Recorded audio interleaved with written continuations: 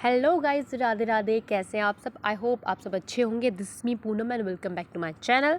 सो मैंने आज से स्टार्ट किया है कि कुछ geography, art and culture, history, इन सब के टॉपिक्स आपके साथ शेयर किया करूँगी, या तो लाइव पे आके या फिर ऐसे नॉर्मल वीडियो बना के, ताकि थोड़ा सा आपको रिवाइज़ हो। जैसे आपको समय मिले तो आप भी देख सकते हो, और मेरा तो है ही कि एक टाइम मिल जाएगा तो मतलब मेरे को जो पढ़ाती हूँ तो ज़्यादा रिवाइज़ होता है, मेरे भी रिवाइज़ होगा और आपका भी थोड़ा सा अच्छा हो जाएगा वो टॉपिक। तो हमारा टॉपिक है राजस्थान में परिवहन। ठीक है, ये मेरे खुद के नोट्स हैं जो कि मैंने ऑनलाइन क्लास लेके बनाए हैं, और इसको बस अभी मैंने स्कैन करके और थोड़े से इस तरह के करे। और ऑनलाइन क्लास में थोड़ा सा जल्दबाजी सी रहती है और होता है कि थोड़ा जल्दी क्लास हो जाए, इसलिए राइटिंग को इग्नोर करना। बाकी ठीक है, समझ आ जाएगा। थोड़ा यही राइटिंग है, वैसे तो मेरी ऐसे ही है, बट इसमें थोड़ा सा ज़्यादा ही जल्दी में लिखा हुआ है तो थोड़ा सा अजीब ही लग रहा है। तो सबसे पहले, परिवहन का मतलब होता है वस्तु या व्यक्ति को एक स्थान से दूसरे स्थान पर ले जाना, वो परिवहन। परिवहन कोई ऐसी डेफिनेशन पूछता नहीं है एग्जाम में, लेकिन स्टिल हमको आना चाहिए। ठीक है, इसको हम राजस्थान में देखें तो स्थल परिवहन, वायु परिवहन और जल परिवहन, इसको हमने 3 भागों में डिवाइड किया हुआ है। यानी कि हमारा जो परिवहन है वो स्थल के थ्रू भी होता है, तो वहीं ऑन द सेम वे वायु के थ्रू भी होता है, और जल परिवहन जल के थ्रू भी थोड़ा बहुत होता है। तो जल परिवहन हमारा इतना नहीं होता, क्योंकि हमारा जो एरिया है राजस्थान जो है, वहाँ पे इतना जल हमको नहीं देखने को मिलता। यहाँ पे कोई बहुत ज़्यादा वो नहीं है ना, नदियों वाला सिस्टम। नदियां हैं लेकिन फिर भी जल परिवहन नहीं होता। राज्य में संभावना सिर्फ एक चंबल नदी के ऊपर है, और एक याद रखना है कि आईजीएनपी यानी इंदिरा गांधी नहर परियोजना को राय नदी की तर्ज पर विकसित किया जा रहा है। बस इसके अलावा हमको और कोई भी बात याद नहीं रखनी है। ठीक है, वायु परिवहन की बात करते हैं तो इसकी शुरुआत होती है जोधपुर में फ्लाइंग क्लब की स्थापना से। तो कोई पूछे कि शुरुआत कब हुई, तो जोधपुर में फ्लाइंग क्लब की स्थापना से। इसको स्थापना का श्रेय या फिर वायु परिवहन को हमारे भारत में लाने इंडिया राजस्थान में लाने का श्रेय किसको जाता है, तो महाराजा उम्मेद सिंह जी को इसका श्रेय जाता है। तो यहाँ पे हमको 3 चीज़ें पढ़नी है। एक तो पहला हमको पढ़ना है सैनिक हवाई अड्डे, दूसरा हमको पढ़ना है नागरिक हवाई अड्डे, और तीसरा हमें पढ़ना है हवाई पट्टियाँ। ठीक है, देखो ये मेरी पहली आज वो है क्लास समथिंग टाइप, तो थोड़ा बहुत गलतियाँ होगी तो प्लीज़ इग्नोर करना। सैन्य हवाई अड्डे की बात करें तो हमारे राजस्थान में हमको 6 सैन्य हवाई अड्डे मिलेंगे, और बहुत ही सिंपल, आराम से याद हो सकते हैं आपको। सूरतगढ़ सैन्य हवाई अड्डा है, हमको गंगानगर में है ये। फलोदी सैन्य हवाई अड्डा ये अपना फलोदी में है। वहीं जोधपुर सैन्य हवाई अड्डा ये हमको रातानाड़ा जोधपुर में मिलेगा। तो कहीं पर इसको रातानाड़ा सैन्य हवाई अड्डा भी बोल देते, तो वो भी आपको जोधपुर ही मानना है। ठीक है, बीकानेर सैन्य हवाई अड्डा ये नाल बीकानेर में है। जैसलमेर सैन्य हवाई अड्डा ये अपना जैसलमेर पड़ जाएगा, और बाड़मेर सैन्य हवाई अड्डा ये उत्तरलाई बाड़मेर में पड़ेगा। अब भी बात करते हैं बीकानेर में कुछ खास है। बीकानेर का जो सैन्य हवाई अड्डा है ये एशिया का सबसे अच्छा भूमिगत हवाई अड्डा है। ठीक है ना, तो इस चीज़ को आपको हाईलाइट करना है कि बीकानेर जो हवाई अड्डा है ये एशिया का सबसे अच्छा भूमिगत हवाई अड्डा है। वहीं बात करते हैं अगर बाड़मेर सैन्य हवाई अड्डा की, जो कि उत्तरलाई बाड़मेर में पड़ता है। यहाँ से हम मिग 21 को विदाई दी गई है, यानी कुछ टाइम पहले से मिग 21 को यहाँ से विदाई दी गई है, ये आपको और याद रखना है जी। एक चीज़ और कि जो सैन्य हवाई अड्डे होते हैं ना, इनका संचालन भारत सरकार करती है, हमारी राजस्थान सरकार से इसका लेना देना नहीं है। ठीक है ना, अभी हमने बात करी थी कि सैन्य हवाई अड्डे पढ़ेंगे, उसके बाद हम नागरिक हवाई अड्डे पढ़ेंगे। तो नागरिक हवाई अड्डे भी कुछ नहीं है, सिंपल से हैं। हमारे यहाँ पे 8 नागरिक हवाई अड्डे हैं।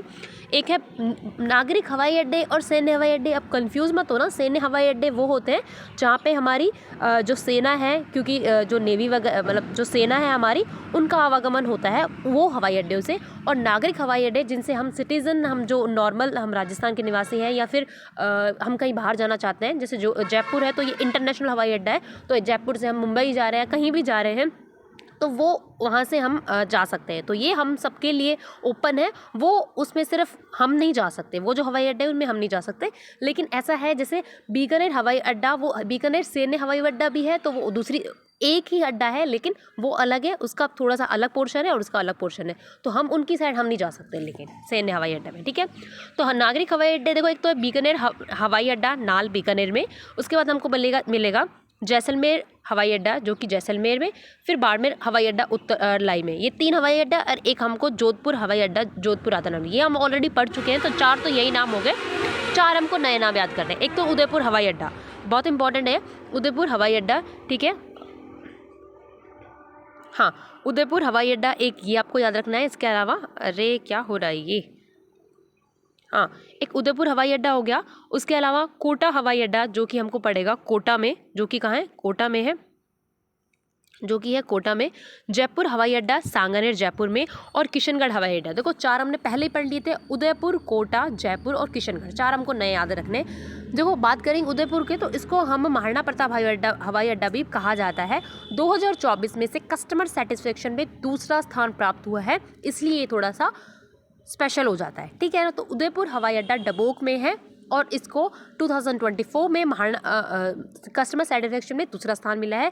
जयपुर हवाई अड्डा की बात करें तो अपना सांगानेर जयपुर में पड़ेगा, राज्य का पहला अंतर्राष्ट्रीय हवाई अड्डा यानी इंटरनेशनल हवाई अड्डा है। और अगस्त 2024 में अडानी ग्रुप ने इसे लीज पर लिया है अगले 50 सालों के लिए। तो ये याद रखना है स्पेशली, ठीक है, ये चीज़ आपको स्पेशली याद रखनी है कि अडानी ग्रुप्स ने इसको, भैया क्या हो जाता है, कि अडानी ग्रुप ने इसको अगले 50 सालों के लिए लीज पर लिया है। वहीं बात करते हैं किशनगढ़ हवाई अड्डे की, तो पायलट ट्रेनिंग इंस्टीट्यूट का संचालन किया गया है यहाँ पे। और स्वदेशी जो जीपीएस गगन, सुना होगा आपने ये ना, जीपीएस गगन का सबसे पहला प्रयोग किया गया था, वो भी हमारे किशनगढ़ हवाई अड्डा में किया गया था। देखो तो 4 तो पहले है, बीकानेर, जैसलमेर, बाड़मेर और जोधपुर, ये तो पहले से ही हमको याद थे, मतलब जो सैन्य हवाई अड्डा भी थे, ठीक है ना। उदयपुर, कोटा, जयपुर और किशनगढ़, 4 और याद रख लेने, ठीक है ना। अब एक इंपॉर्टेंट चीज़, ये इंपॉर्टेंट चीज़ जो है मैं रेड से हाईलाइट कर रही हूँ कि जोधपुर हवाई अड्डा और उदयपुर हवाई अड्डा, ये जो है निम्स के अंतर्गत, निम्स क्या है, नेशनल मॉनेटाइजेशन पाइपलाइन स्कीम, इसके अंतर्गत आते हैं, ठीक है ना। नेक्स्ट पेज पे जाते हैं अपन। हवाई पट्टियाँ, बस इसको करने के बाद हमारा ये वाली क्लास यहीं पे ख़त्म करूँगी, क्योंकि बस ऐसे ही करूँगी क्योंकि अभी मैं इतनी नहीं हूँ रेडी, ठीक है। हवाई पट्टियाँ की बात करेंगे तो हवाई पट्टियाँ 2 तरह की होती है, वही जैसे हमने हवाई अड्डे पढ़े हैं वैसे हवाई पट्टियाँ भी 2 तरह की होती है, नागरिक हवाई पट्टियाँ और सैन्य हवाई पट्टियाँ। नागरिक में भी 2 प्रकार की, सरकारी और निजी। जो सरकारी तो बहुत सारी है तो वो हमको याद करनी नहीं है, निजी यानी जो प्राइवेट है वो याद रखनी है। एक तो पिलानी झुंझुनू में है, जिसका संचालन बिरला ग्रुप्स करता है, ठीक है, यहाँ से आप देख सकते हो, मैं जो पढ़ा रही हूँ ये रहा, ठीक है ना। कांकरोली राजसमंद में है, जिसका जो संचालन जेके ग्रुप करता है। वहीं 12 में है एक, और इसका संचालन अडानी ग्रुप करता है। और निवाई टॉक में इसका वनस्थली विद्यापीठ करता है। सिंपल सा है, वापस से चलते हैं। पिलानी में उसका ग्रुप, पिलानी का संचालन बिरला ग्रुप्स, कांकरोली वाला का जेके ग्रुप्स, 12 वाले का अडानी ग्रुप्स और निवाई टॉक में वनस्थली विद्यापीठ, ठीक है। अब सैन्य हवाई हमने बात करी, जो हवाई पट्टियाँ हमने नागरिक वाली में निजी पढ़ ली, लेकिन सैन्य वाले में सिर्फ एक ही हमें, बाखसर। बाखसर कहाँ पे है, बाड़मेर में। बाखसर शाहगढ़ बाड़मेर में, यहाँ पे NH 925A, ये हमारे नेशनल हाईवे का नाम है, यहाँ से गुजरता है ऐसा कुछ। और यहाँ पे यहाँ C130J हस्यूलस विमान उतारा गया। सिर्फ आपको इतना से याद रखना है, कल हम पढ़ेंगे, मतलब थोड़ी देर बाद पढ़ेंगे हम सड़क परिवहन, ठीक है। Take care, bye bye.